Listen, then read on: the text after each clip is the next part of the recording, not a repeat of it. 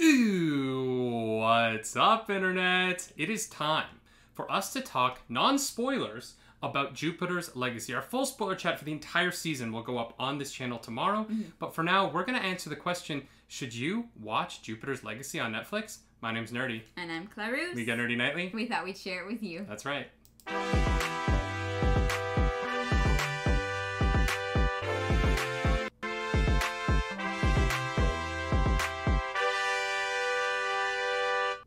More superheroes. Yeah, wow. Do you remember when, like, 5 years ago, everybody was like, we're tired of superheroes. People are going to stop watching superhero stuff. I don't know. I've been hearing about superhero fatigue since, like, the MCU started. Yeah. I'm pretty sure people were talking about superhero fatigue when Chris Nolan was making the Dark Knight trilogy.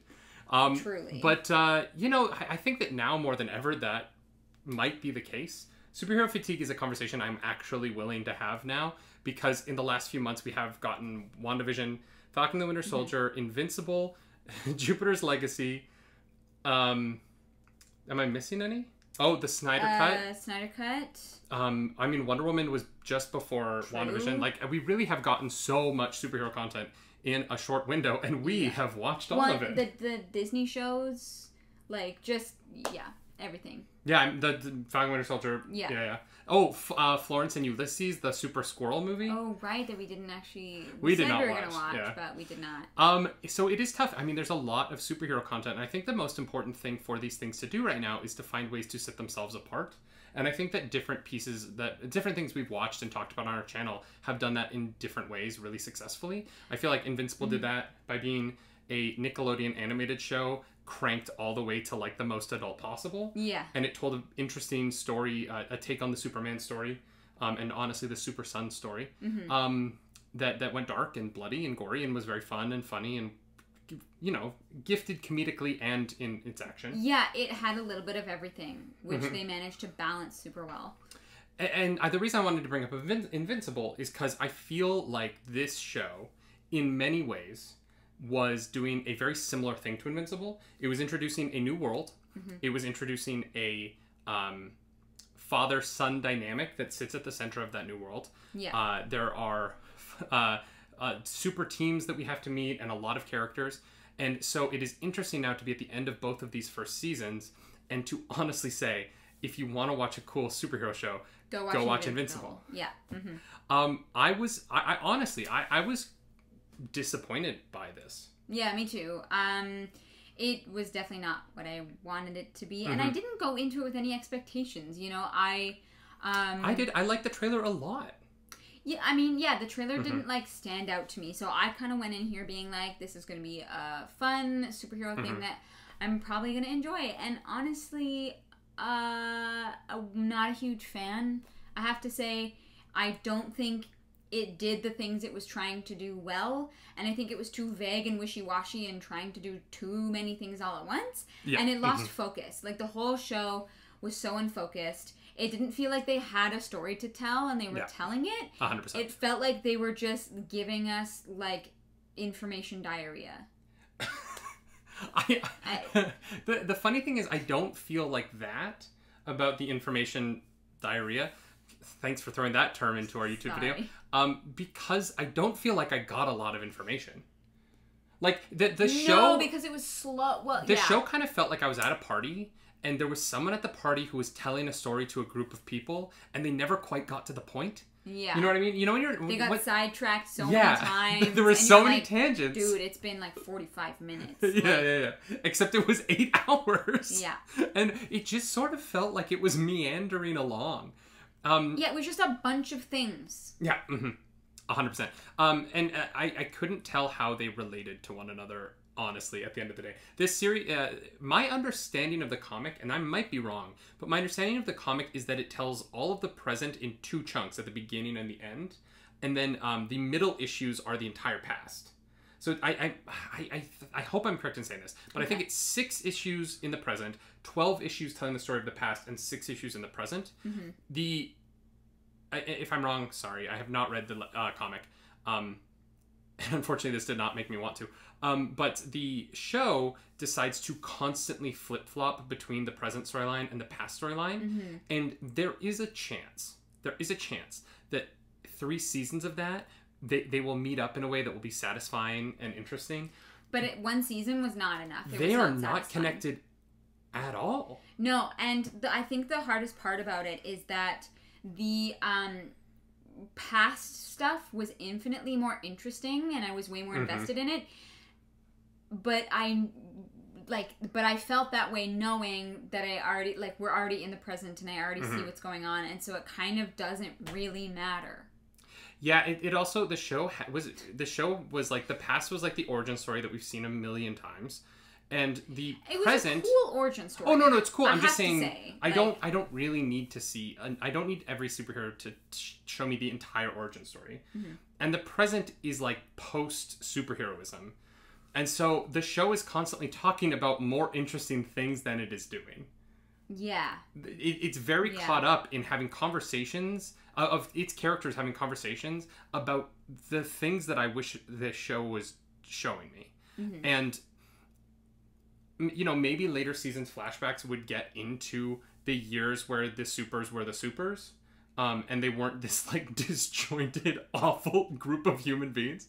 The other problem is, I don't like anyone. No, the actors are all fantastic. I honestly I don't dislike any of the actors on the show, surprisingly. I really thought they all were, like, they all showed up and tried. Yeah. But the characters they were playing were all so... the show just meandered. It just, much like this conversation, it just... Yeah. The characters were either boring or dicks. And, it wasn't interesting to watch. There's only one character that I really kind of liked, and that was about it. In all, 80 people that we meet. Yeah. And we do meet so many people. There's so many I don't know anyone's name. Except Sheldon Sampson, the Utopian. His wife, Grace. I think. Yes. Walt is his brother. Walt. George is the son. No, George is the other guy. Best friend. The son is Paragon. Could not tell you the son's. The son is supposed to be the main character of the story. He's very much not. No, he's not. He's not at all. He's barely in this, honestly. So much so that the fact that he's at the center of this is weird because you don't know him. No. As a human being, he has no personality traits whatsoever. And every conversation he has with a character that isn't his parents or his uncle is cut short by his parents or his uncle. And so you never actually get to watch him have a conversation with anyone else. Yeah. It's so... the show is just so weird. And what's weirdest about it is it seems like the lore is really deep. And it seems like there's a lot going on. And it seems like these characters all are really fleshed out in something else. And I just, it is a really weird adaptation of something that I wonder if I went back and read the comic now, if I'd be like, how did you do this? It kind of feels like we're watching the not so good season 2 of a show. You know when you have a solid season 1 and you come back for season 2 and season 2 tries to do too many things and it's just not quite as good? That's kind of what it felt like.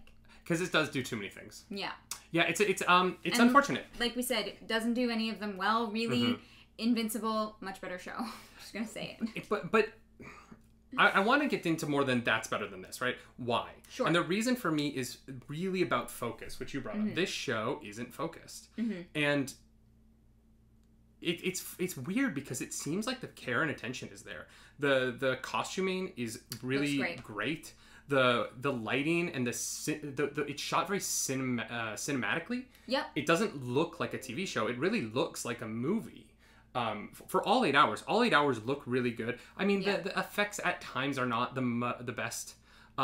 Yes, they don't have the budget of Disney or Marvel, so you can't compare. But the acting is all really top tier.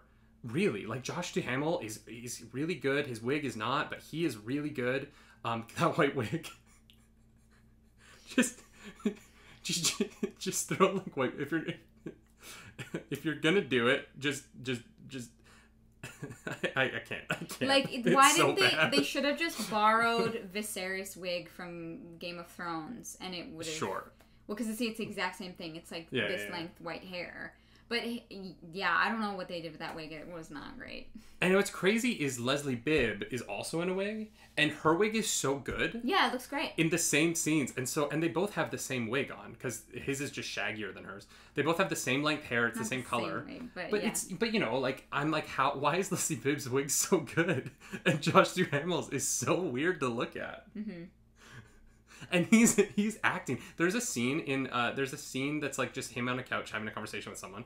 I don't want to spoil anything, but I'm like, wow, Josh Duhamel is really committed to this character. Oh, 100%. He is so invested in a way that I was like, oh, Josh Duhamel, like, he would be a pretty good Superman. Like, there were parts of this where I was like, I get why he is this character. I get it. Totally. But his wig is just like flopping around his face while he's so intense, and you're like, yeah.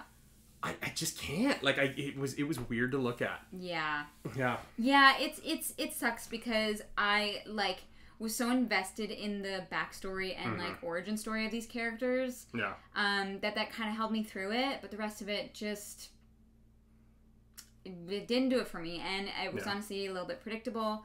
And it sucks because I know that there are a lot of big fans of this comic out there that are disappointed. Yeah.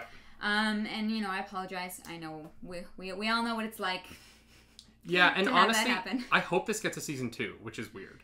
Because at the end of season 1, I feel like we finally got through the prologue.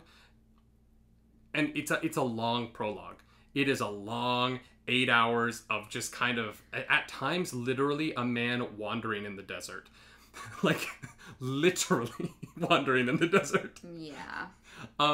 And so I don't know. I want to know what the actual story is, because we didn't get it in season 1. No. And so I don't know. I hope we get a season 2, because I like the idea of this show. Mm-hmm. And I hope that a season 2 would learn from the lessons of the first season. Yeah. And I have a lot of other things I want to talk about in our spoiler chat that are very specific things that I want to get into about. Yes. I can't really say them here. No, this is probably going to wrap up our non-spoiler chat. Yeah. Mm-hmm. There's not a lot that we can say without going into details, and we don't want to spoil that for you. So if you do want to come watch that'll be on the YouTube channel as well. Mm-hmm.